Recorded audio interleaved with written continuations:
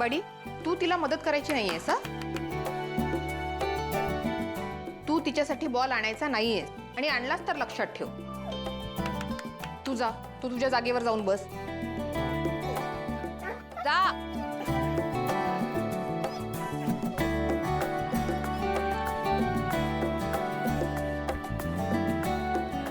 वेदा, आणि हे असं एकाच ठिकाणी बसून खेळायचं असतं का कधी?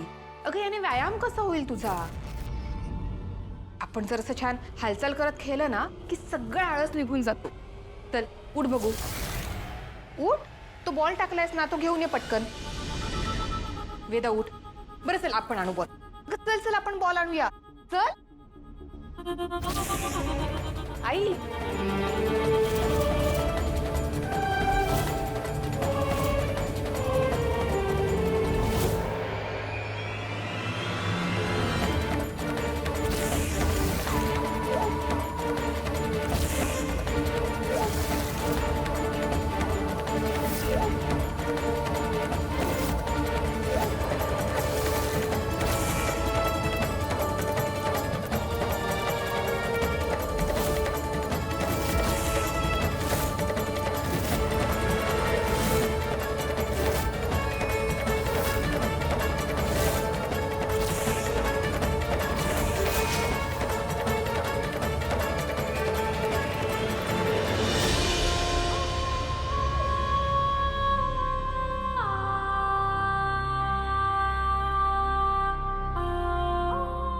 काय चाललंय?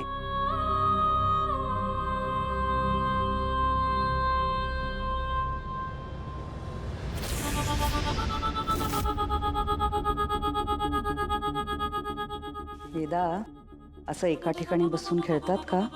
नाही ना? असं एका ठिकाणी बसून राहिलो ना तर मग असा आळस येतो आणि मग असं डोक्यावर बसून केसातनं जाऊन कानावरनं गालावरनं असा खांद्यावर बसतो आणि मग तो खांद्यावर बसला ना की आपल्याला हलताच येत नाही. म्हणून काय करावं? व्यायाम होईल असे खेळ खेळायचे. कळलं? आई, हो आपले विचार किती जुळतात नाही पूर्वीपासूनच. आणि जशी मला माझ्या वेदाची काळजी आहे तशी तुम्हालाही तिची काळजी आहे. शेवटी आईच ना तुम्ही, आणि आईचं मन एका आईलाच कळतं.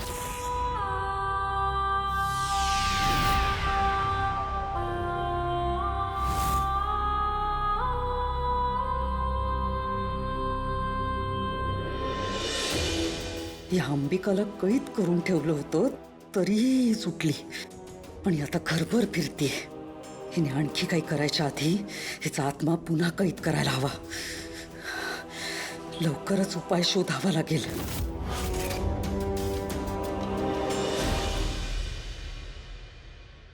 अपघात होणार, घात करणार, दुसरी बायको घात करणार, तुझीही आणि तुझ्या मुलाचीही. जा जा घरी जा, तुझी पत्रिका घेऊन ये. माया आणि अथर्वचं लग्न आहे ना, म्हणून ब्लू लोटस हॉटेल बुक करायला गेलो होतो. 30 तारीख ठरवायची आपल्याला. नाही नाही, अथर्व आणि वेदाच्या आयुष्यातली ही खूप मोठी घटना आहे. अंबिकाच्या बाबतीत जो गोंधळ झाला तो पुन्हा व्हायला नकोय मला. काय वाटेल ते करून मला हे लग्न थांबवायलाच हवं.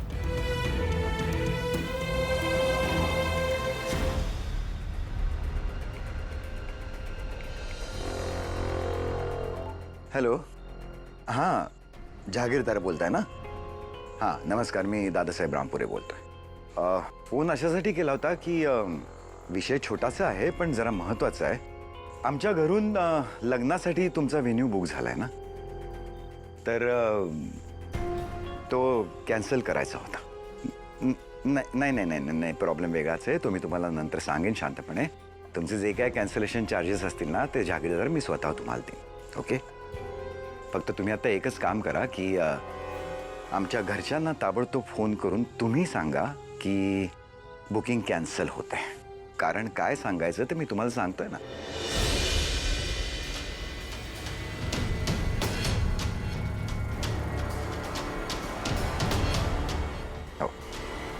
Thank you so much for your help.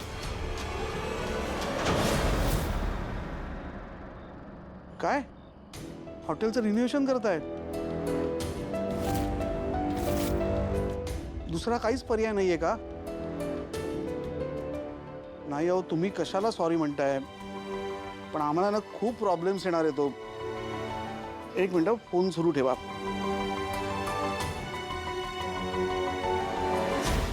Mister Jahagirdar, Manjiri Rampure बोलते.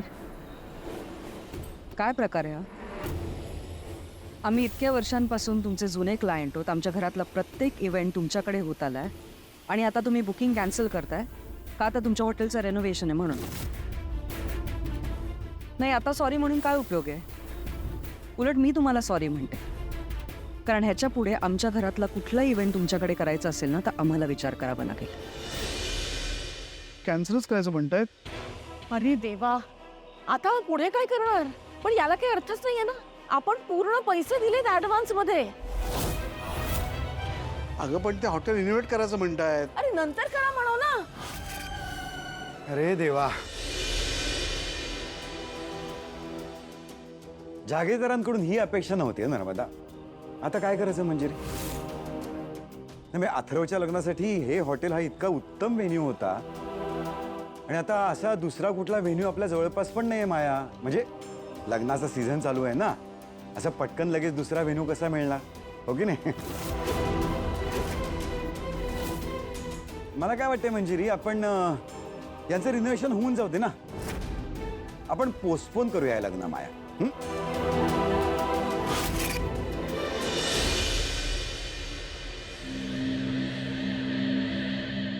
माया, काय गो बाई हे? तुझ्या आणि अथर्वच्या लग्नात 1760 विघ्न येत आहेत. कोणाची दृष्ट लागली कोणाच ठाऊक. जाऊ दे, तू टेन्शन नको घेऊस, होईल सगळं नीट. चल थांबा.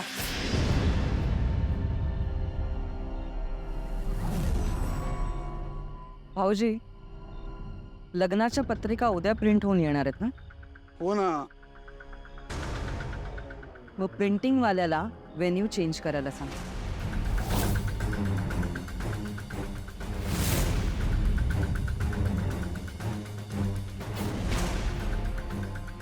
वहिनी, म्हणजे मग कुठे करणार आहेत लग्न? इथेच.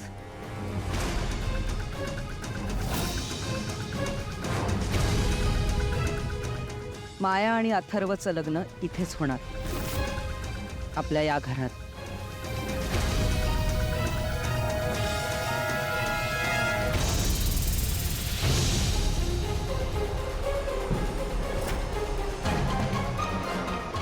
तसंही बऱ्याच वर्षात या घरात मंगल कार्य झालेलं नाही. त्यानिमित्ताने सनई चौघडे वाजतील, मंगलाष्टक ऐकू येतील, वातावरण कसं मंगलमय होईल, नाही का?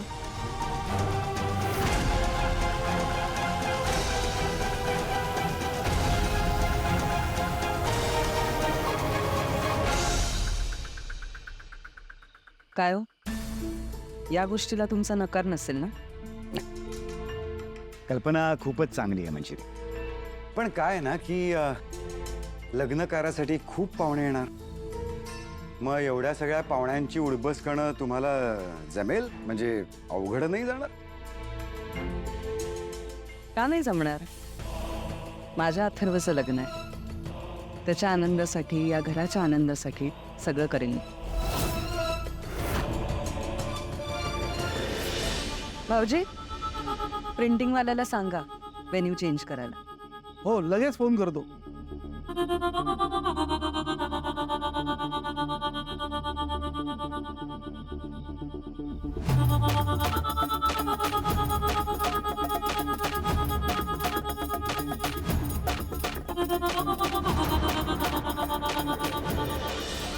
आणि घेऊन ये, घेऊन ये, घेऊन ये. इथे ठेव, ठेव, इथे ठेव, इथे ठेव. लग्न पत्रिका आल्या, तेही बदललेल्या व्हेन्यू सकट. वा वा वा वा, माया बघ, पत्रिका आल्या सुद्धा. किती छान. भाऊजी, हे काम उत्तम केलं तुम्ही. ओळख होती ना माझी, म्हणून एका रात्रीत पत्ता बदलून घेतला. आणि माया, खास तुझं अभिनंदन. खरंच की. आता पटापट गोष्टी रुळावर येत आहेत. हा नाही खरंच थँक्यू मॅडम, दामोदर काका, आत्या, थँक्यू. दादासाहेब, पहिली पत्रिका तुम्हीच घ्या.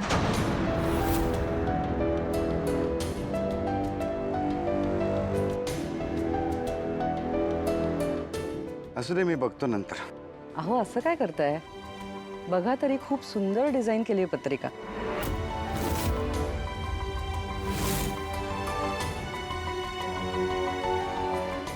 अनन्या, तू एक काम कर, तू तुझ्याच हाताने तुझ्या वडिलांना पहिली पत्रिका दे.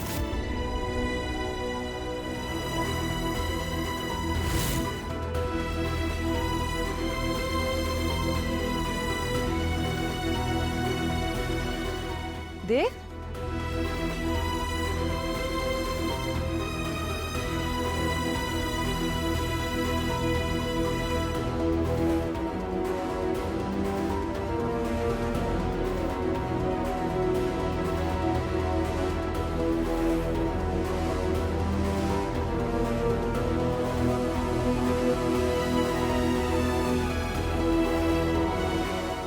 बाबा,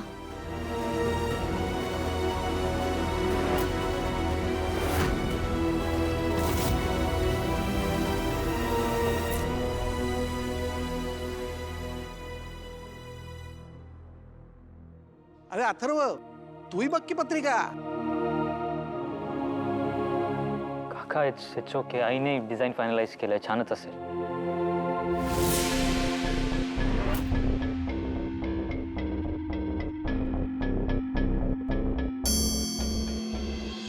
मीरा, कुठे चाललीस बडीला घेऊन? ते बडीला अंघोळ घालायची आहे. माळी काका बाहेर वाट बघते. बर, चांगलं जमलंय आता तुझं आणि बडीचं. बरं लवकर ये, पत्रिका आल्या. पत्रिका देवासमोर ठेवताना घरातले सगळे तिथे उपस्थित असणं गरजेचं आहे. हो लगेच आले. चल बडी.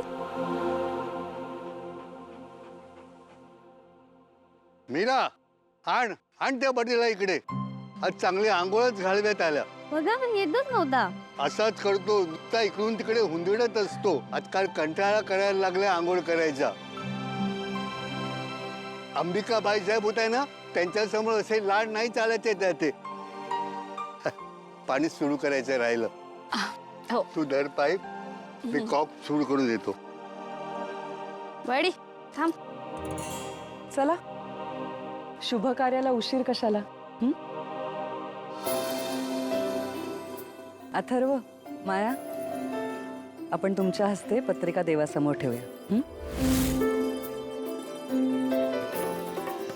चालेल ना अनन्या?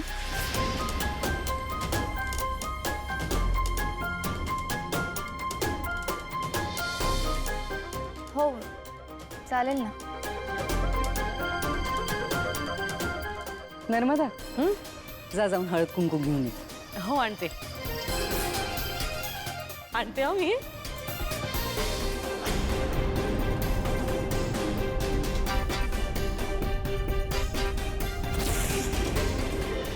बडी हळू, आता अंघोळ करायची. हा, अजिबात इथे तिथे पळायचं नाही.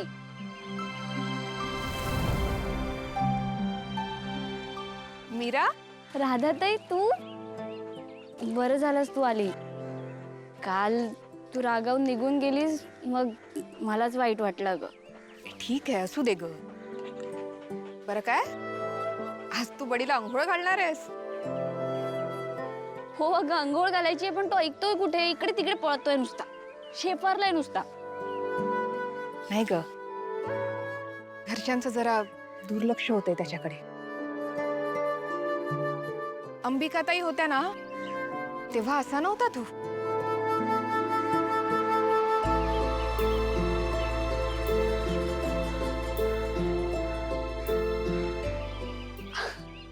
बघ बघ, तू त्याची बाजू घेतेस ना, म्हणून तुला नमस्कार करतोय.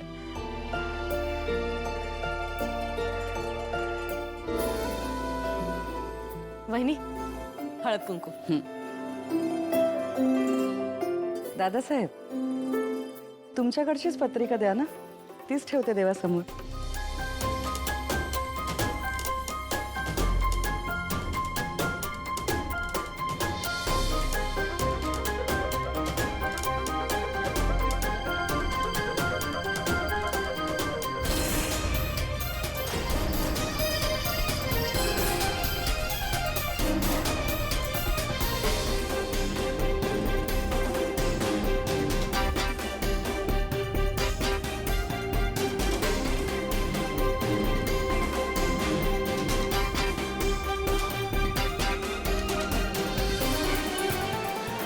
हाय बडी. ए ताई ताई बाजूला हो अगं.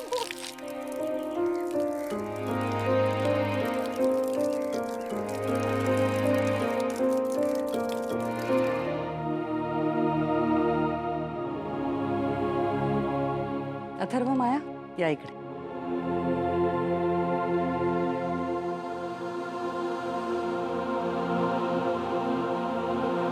घ्या ही पत्रिका. ही पत्रिका दोघं मिळून देवासमोर ठेवा आणि त्याचा आशीर्वाद घ्या.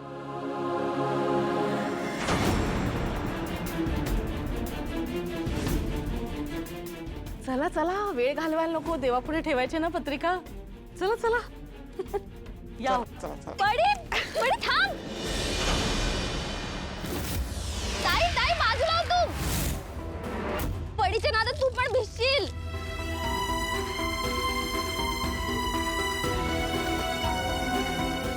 एक नंबरची धांदरट मुलगी आहे ही. सतत वेंधळेपणा कराय.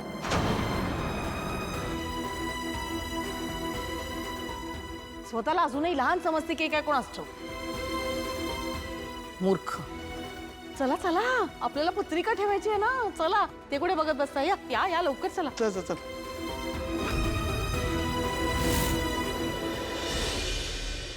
येत आहे ना दादासाहेब?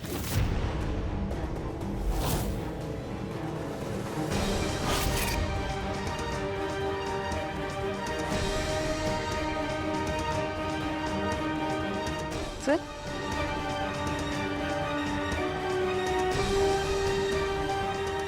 ताई तू अगं बडीच्या नादात तू पण भिजशील. बाजूला हो.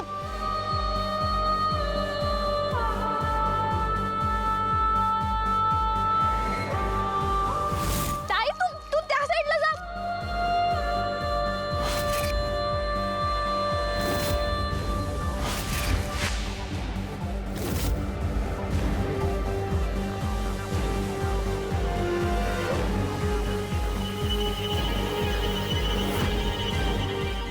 ताई तू साईडला हो. हा पाईप पण ना अचानक कसं. ताई तू इथे ये. बडी बडी थांब. ते कारंच्याकडे घे. माफ कर ताई, तुझ्या अंगावर पाणी उडालं ना. नाही नाही ठीक आहे, नाही उडालं माझ्या अंगावर पाणी.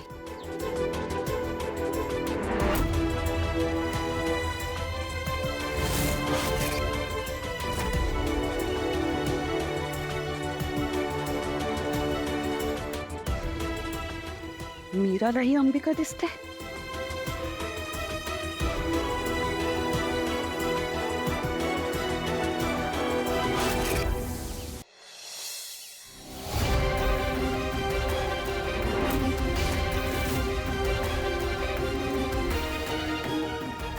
मी जर इथे थांबली तर मीरा आईशी माझी ओळख करून द्यायला जाईल, पण आई मला पाहू शकणार नाही.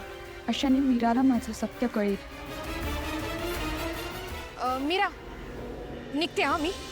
अगं ताई, अगं मंजिरी आईसाहेब आल्यात, त्यांना भेटून जा. अगं आत्ता नको. ते काय, मी सगळी हातातली कामं तशीच टाकून आले ना तुला भेटायला. आत्ता निघते मी. आणि अगं आमची आहे की ओळख तशी. हा येते. अगं बरं.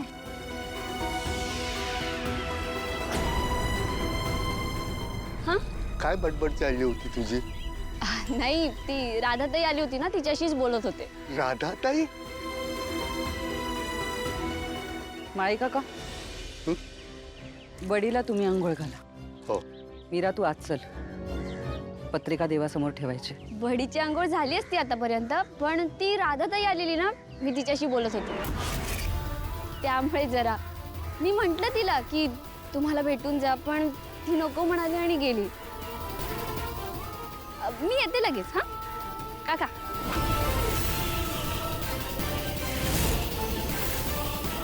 चला. चल.